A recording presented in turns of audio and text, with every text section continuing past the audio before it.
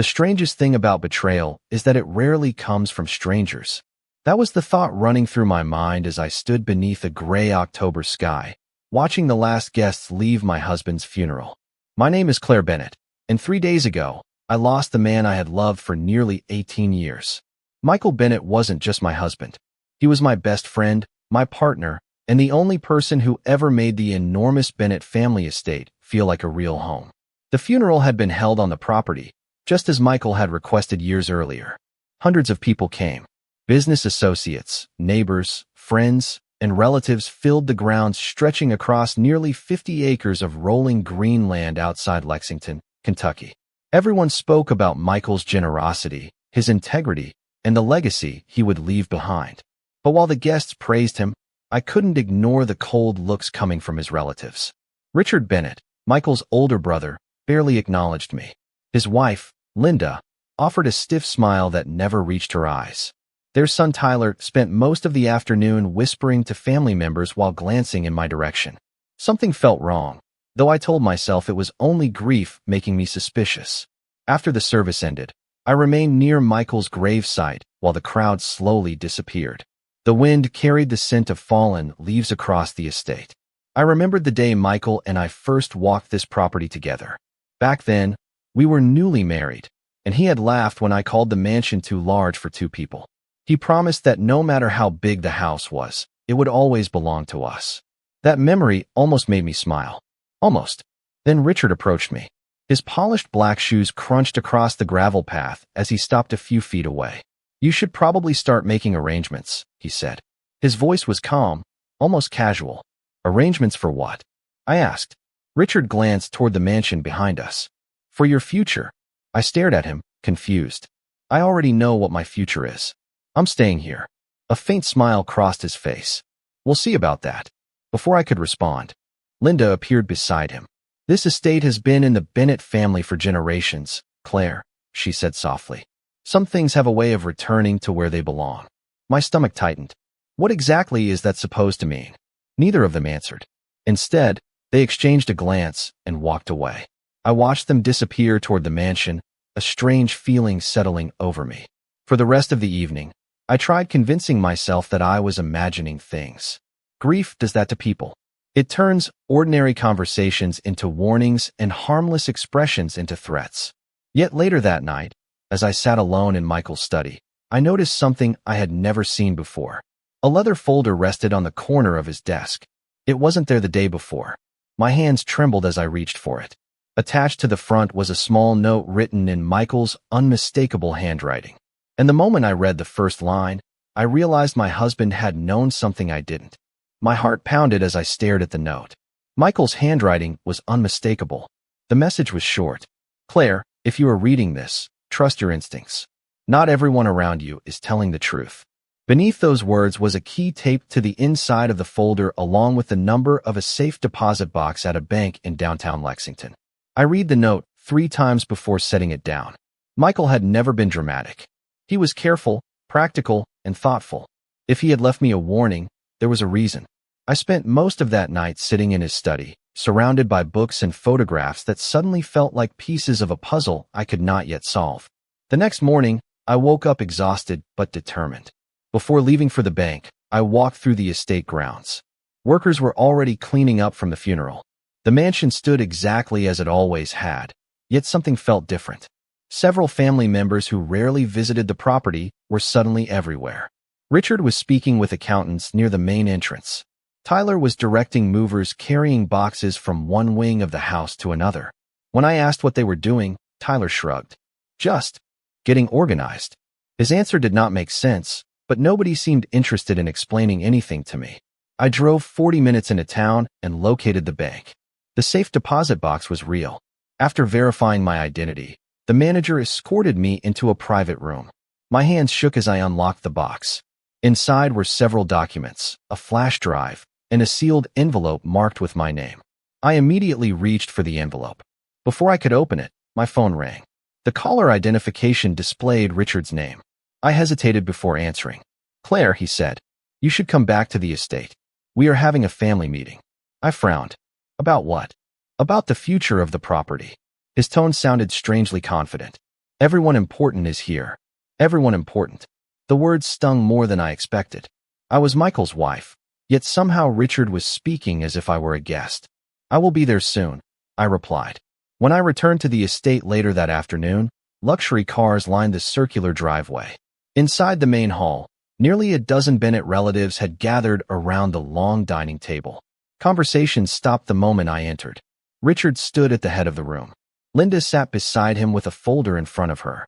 Tyler leaned back in his chair wearing a smile that immediately made me uneasy. Perfect timing, Richard said. We were just discussing the estate. I took a seat. Then let us discuss it. Richard exchanged a glance with Linda before sliding a document across the table. There are going to be some changes, he said. The confidence in his voice was impossible to miss. Around the table, several relatives nodded as though they already knew something I did not. And for the first time since Michael's funeral, I began to suspect that whatever plan they had been hiding was already in motion. I looked down at the document Richard had pushed toward me. It was several pages long, filled with legal language and highlighted sections. At the top was the name of the Bennett Family Estate Trust. I had seen the trust mentioned before, but Michael had always handled those matters himself. Richard folded his hands on the table and smiled. As you know, the estate has been part of the Bennett family for generations, he said. Certain assets are protected under the trust. I read the first page carefully. The document claimed that the mansion, surrounding land, and several family investments were controlled by trustees rather than individual beneficiaries. What exactly are you trying to tell me? I asked. Linda opened her folder and slid another paper across the table. We are simply explaining the situation, she said. The trust requires experienced family oversight. My eyes moved from one face to another. Nobody looked sympathetic. Nobody looked surprised. They had clearly discussed this before I arrived. And who decides this oversight? I asked. Richard leaned forward. The trustees. And who are the trustees? His smile widened. Currently, I am the acting trustee. Several relatives nodded in approval. A cold feeling settled in my chest. Richard continued speaking as though he were delivering routine business news. Given the circumstances, we believe it would be best if you relocated temporarily while administrative matters are resolved. I stared at him. Relocated from where? The estate. The room became silent. For a moment I thought I had misunderstood him. You want me to leave my home? It is not that simple, Linda said quickly. Nobody is forcing you. Tyler laughed softly from the opposite end of the table. Of course, staying could create complications. I ignored him. My attention remained fixed on Richard. Michael and I lived here for 18 years. And now Michael is gone, Richard replied. The words landed harder than he probably intended. I looked around the table again. Some relatives avoided eye contact. Others seemed almost pleased by what was happening. It felt less like a family meeting and more like a verdict that had already been decided. I am not signing anything, I said firmly. Richard raised both hands. Nobody asked you to sign anything today. That answer bothered me more than if he had demanded my signature. It meant they believed they did not need my permission. The meeting continued for another hour. Accountants discussed assets. Attorneys joined by video call. Property managers reviewed schedules. Throughout the entire conversation, people spoke about the estate as if I were no longer part of it. By the time I finally left the room, my head was pounding. Later that evening, I returned to Michael's study and locked the door behind me. The envelope from the safe deposit box still sat inside my purse unopened. I carefully broke the seal and unfolded the letter. The first page contained a personal message from Michael. The second contained something far more surprising. It was a list of names, dates, and financial transactions. At the very top, underlined in black ink, was one sentence that made my pulse race. If Richard ever tries to take control of the estate, show this information to an attorney immediately. For several minutes, I simply sat in Michael's chair staring at the documents spread across his desk. Outside the study windows, the estate looked peaceful. The lights along the driveway glowed softly against the darkness, and anyone looking from a distance would have assumed everything was normal. But nothing felt normal anymore. Michael had spent months preparing for something. The list in front of me contained transactions going back nearly 6 years. Large transfers, property agreements, trust amendments. Notes written in Michael's handwriting filled the margins. Certain entries were circled repeatedly. Richard's name appeared over and over again. The more I read, the more unsettled I became. Michael had not accused his brother of a crime. He had not written anything dramatic. Instead, he had documented patterns, decisions that benefited Richard, financial arrangements that Michael described as questionable, meetings that apparently took place without proper authorization. Michael had always believed in facts rather than emotions. If he took the time to record all of this, he must have considered it important. I barely slept that night. Early the next morning, I called the attorney whose name Michael had written on the final page of the letter. Her name was Catherine Brooks. She practiced estate and trust law in Louisville. To my surprise, she answered personally. The moment I introduced myself, her tone changed.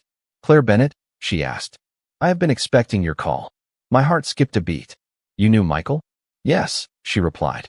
"We worked together on several confidential matters." She paused. "Can you meet me today?" By noon, I was sitting across from Catherine in her office. She was calm, professional, and remarkably direct. After reviewing the documents, she leaned back in her chair. "Your husband was concerned about what might happen after his death." "Concerned enough to leave warnings?" I said. "Yes." She folded her hands together. "And based on what I am seeing, he may have had good reason." For the first time since the funeral, I felt a small sense of hope. It did not last long. When I returned to the estate that evening, something immediately felt wrong. Several unfamiliar vehicles were parked near the main entrance. Workers were carrying boxes through the front doors. Others were replacing locks on side entrances. I stepped out of my car and hurried toward the mansion. Before I reached the front steps, Tyler intercepted me. "Busy day?" he said with a grin. "What is going on?" I demanded. "Administrative changes." "What changes?" His smile widened. "You should ask Richard." I found Richard inside the foyer speaking with two property managers. He barely looked up when I approached. "Why are people changing locks?" I asked. Richard calmly adjusted his jacket. "The trustees approved additional security measures. Without consulting me. Certain decisions do not require your approval." The confidence in his voice was infuriating. Yet what frightened me most was how certain he seemed. It was as though he already believed the estate belonged to him. As I turned to leave, one of the property managers handed Richard a clipboard. He signed it immediately. Then I noticed the heading at the top of the page. It read Temporary Occupancy Transition Plan. And suddenly I realized they were not preparing for a possibility. They were preparing for me to be gone. The next morning, I woke up with a sense of dread I could not shake. For nearly 2 decades, the estate had been my home. Every hallway carried memories of Michael. Every room reminded me of a different chapter of our life together. Yet now I felt like a visitor waiting to be told when to leave. I called Catherine Brooks before breakfast and explained everything I had witnessed the night before. She listened carefully before asking a question that caught me off guard. "Has Richard shown you any official court order?" "No," I replied. "Any document removing you from residency?" "No." "Then do not volunteer to leave," she said firmly. "Whatever they are planning, let them show their hand first." Her confidence helped, but only slightly. By late afternoon, the atmosphere at the estate had become even stranger. More relatives had arrived. Conversations stopped whenever I entered a room. Staff members who had worked for Michael and me for years suddenly seemed nervous. Some avoided eye contact entirely. Others looked as though they wanted to say something, but were afraid. Around 6 o'clock that evening, I returned from a meeting with Catherine and noticed several large storage containers positioned near the service entrance behind the mansion. Workers were carrying furniture inventories and artwork records between buildings. I immediately found the estate manager, Harold Simmons, who had worked there for over 20 years. "Harold, what is happening?" I asked quietly. He glanced around before lowering his voice. "Mrs. Bennett, I probably should not say anything. Please." He hesitated. Richard instructed everyone to prepare for a leadership transition. My stomach tightened. "A leadership transition?" Harold nodded uneasily. "Most of us assumed you already knew." Before I could ask another question, Richard appeared at the end of the hallway. Harold immediately excused himself and walked away.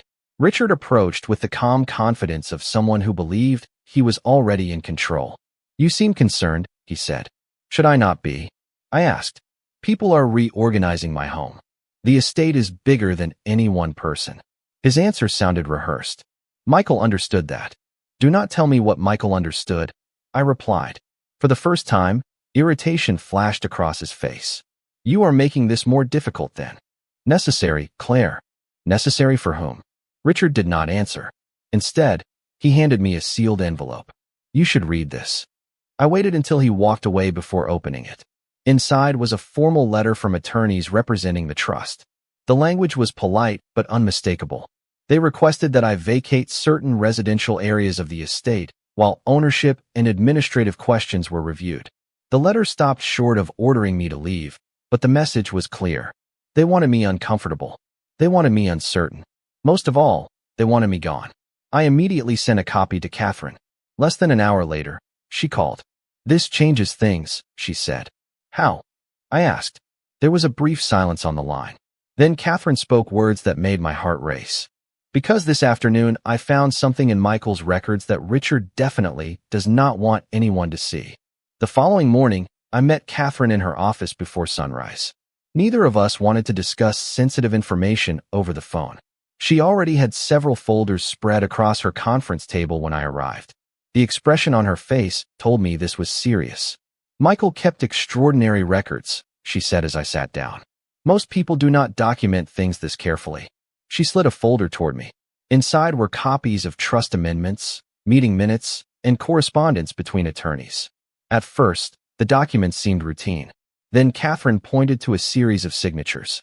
Do you notice anything unusual? She asked. I compared the pages. The signatures looked similar, but not identical.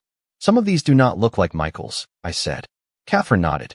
That is exactly what concerned him. My pulse quickened. Are you saying someone altered trust documents? I am saying there are inconsistencies that deserve scrutiny.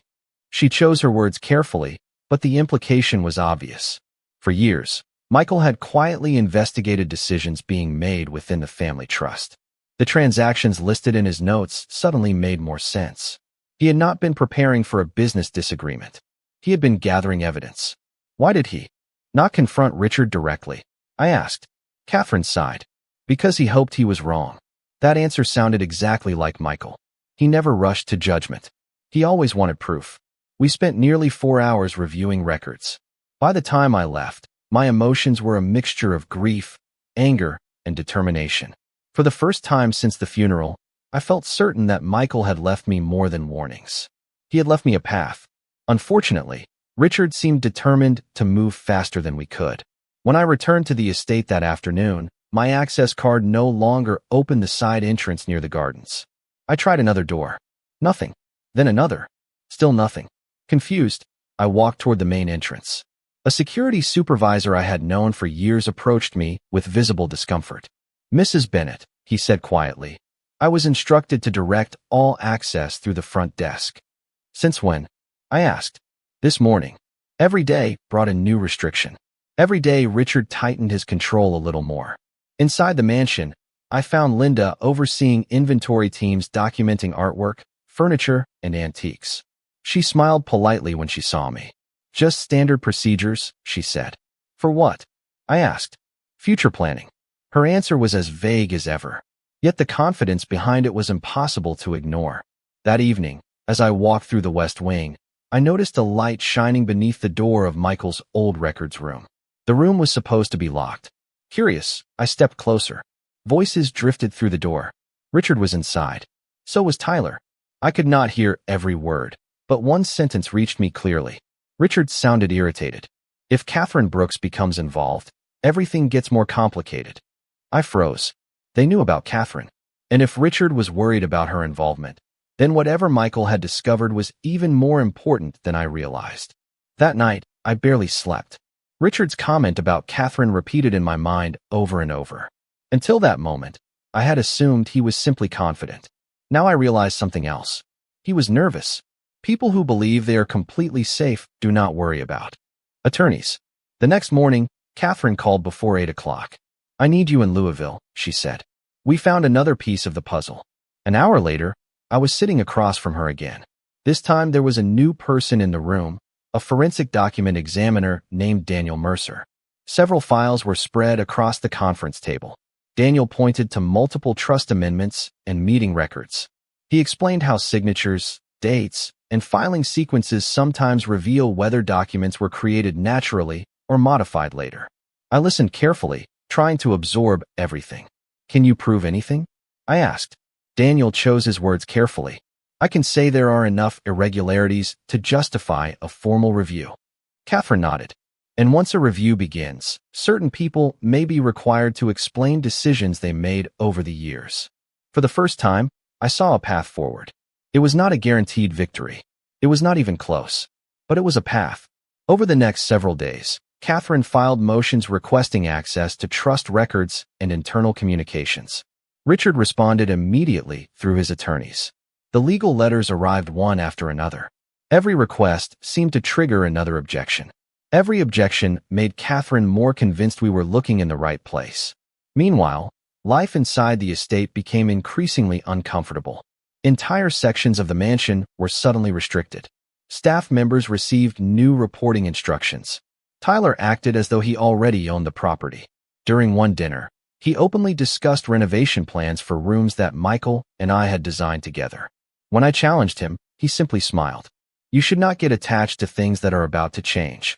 His confidence irritated me, but it also revealed something important. The family was acting like the outcome had already been decided. They were not preparing for a legal battle. They were preparing for possession. A week later, the first major hearing was scheduled. It would not determine ownership, but it would decide whether additional trust records had to be produced. Richard appeared completely relaxed when we arrived. At the courthouse, Linda sat beside him. Tyler looked almost amused. They greeted relatives in the hallway and spoke confidently with reporters covering local business news. Watching them, I felt a moment of doubt. What if Michael had worried for nothing? What if Richard truly controlled everything? Then Catherine leaned closer and handed me a document I had never seen before. This arrived late last night, she whispered. Michael filed it years ago and sealed it under specific conditions. I looked down at the page. My heart immediately began racing. At the bottom was Michael's signature. Above it was a statement that could change everything. And if the judge agreed to unseal the entire filing, Richard would have to answer questions he clearly never expected anyone to ask. The hearing began at 9 o'clock sharp. I sat beside Catherine while Richard and his attorneys occupied the opposite side of the courtroom. The confidence they had displayed for weeks was still there. Richard greeted people as though he were attending a business luncheon rather than a legal proceeding. Tyler sat behind him, wearing the same self-satisfied expression I had come to recognize. Even Linda appeared relaxed. For a brief moment, I wondered if they knew something we did not. Then the judge entered, and everything changed. Catherine presented our request to unseal the filing Michael had submitted years earlier. Richard's attorneys immediately objected. They argued that the document was irrelevant, confidential, and outside the scope of the current dispute. The intensity of their response caught the judge's attention. What should have been a routine procedural matter suddenly became the focus of the hearing. After reviewing the submission privately, the judge asked several questions. Richard's lead attorney answered carefully. Catherine answered with facts and dates taken directly from Michael's records. The contrast was impossible to ignore. For nearly an hour, both sides argued over whether the filing should remain sealed. Then the judge made her decision. The filing would be opened and entered into the record. I will never forget the look on Richard's face. It was the first time since Michael's funeral that I saw genuine concern in his eyes. Catherine handed me a copy as soon as it became available. The document was not a will. It was not a trust amendment. It was a formal statement Michael had prepared after discovering irregularities within the estate administration. He documented meetings, decisions, and concerns spanning several years. Most importantly, he identified specific transactions he believed required independent review. The courtroom grew noticeably quieter as details emerged. Richard's attorneys attempted to minimize the significance of the filing, but the judge was no longer satisfied with explanations. She began asking direct questions about missing records and unexplained approvals. Some questions received answers. Others did not. By lunchtime, the judge issued additional orders requiring the production of trust communications, financial records, and internal correspondence. Catherine remained calm throughout the proceedings, but I could tell she was pleased. We had not won anything yet. However, for the first time, the burden had shifted. Richard was no longer presenting himself as the unquestioned authority of the estate. Now he was being asked to justify years of decisions. Outside the courtroom, reporters immediately gathered around both legal teams. Richard declined to answer questions. Tyler looked irritated. Linda avoided cameras entirely. Their confidence had not disappeared completely, but cracks were beginning to show. Later that afternoon, Catherine and I reviewed the judge's orders. Several categories of records had to be produced within days. Some of those records were exactly the documents Michael had spent years trying to obtain. "This is bigger than I expected," Catherine admitted. "What happens next?" I asked. She looked directly at me. "Next, we find out what they were trying so hard to keep hidden." As we left the courthouse, my phone vibrated with a new message from an unknown number. Attached was a scanned document. At the bottom was a signature that immediately caught my attention. It belonged to someone who had worked for the Bennett family for decades. And according to the short message accompanying the file, that person was finally ready to tell the truth. The message came from Harold Simmons. After more than 20 years managing the estate, he had finally decided to speak. The scanned document attached to his message was only the beginning. Over the next several days, Harold met privately with Catherine and provided records that had never been included in the official trust files. Emails, meeting notes, and internal memoranda painted a very different picture of what had happened behind closed doors. None of it showed dramatic wrongdoing. Instead, it revealed something more powerful. It showed a pattern. For years, Richard had gradually expanded his authority by presenting himself as the only person capable of managing family affairs. Decisions that should have involved multiple parties increasingly flowed through him alone. Recommendations became directives. Temporary arrangements became permanent practices. Michael had noticed the shift long before anyone else. That was why he began documenting everything. Armed with the new evidence, Catherine returned to court. The final hearing lasted most of the day. Richard arrived looking confident, but the confidence no longer felt genuine. The judge reviewed months of records, testimony, and filings. She listened patiently as both sides presented their arguments. Then came the moment that changed everything. The evidence showed that several actions taken after Michael's death had exceeded the authority Richard claimed to possess. The attempts to restrict my access to the estate, alter management structures, and pressure me into leaving had no proper legal foundation. One by one, the assumptions that Richard had relied upon began to collapse. The judge's ruling was clear. Temporary control measures imposed against me were invalid. Estate administration would be placed under independent oversight, pending further review. Most importantly, my rights as Michael's surviving spouse were fully recognized and protected. The silence inside the courtroom felt almost unreal. For weeks, I had been treated as though I were an obstacle standing in the way of someone else's plans. Now, for the first time, the facts mattered more than family influence. Richard stared straight ahead as the ruling was read. Linda looked down at the table. Tyler appeared completely stunned. Nobody argued. Nobody celebrated. The outcome spoke for itself. Several days later, I drove back through the gates of the estate. The autumn air felt cooler than it had during the funeral. Leaves drifted across the long driveway as the mansion came into view. So much had changed in such a short time. Yet somehow the house looked exactly the same. I parked near the front entrance and sat quietly for a moment. My thoughts were not focused on victory. They were focused on Michael. Every document he preserved, every note he wrote, every precaution he took had led to this moment. He had known there might come a day when I would need the truth, and he had made sure I would find it. As I stepped inside, several longtime staff members greeted me warmly. Harold shook my hand and smiled. For the first time in weeks, the estate felt like home again. I walked through the foyer, past the staircase, and toward Michael's study. The room was exactly as I had left it.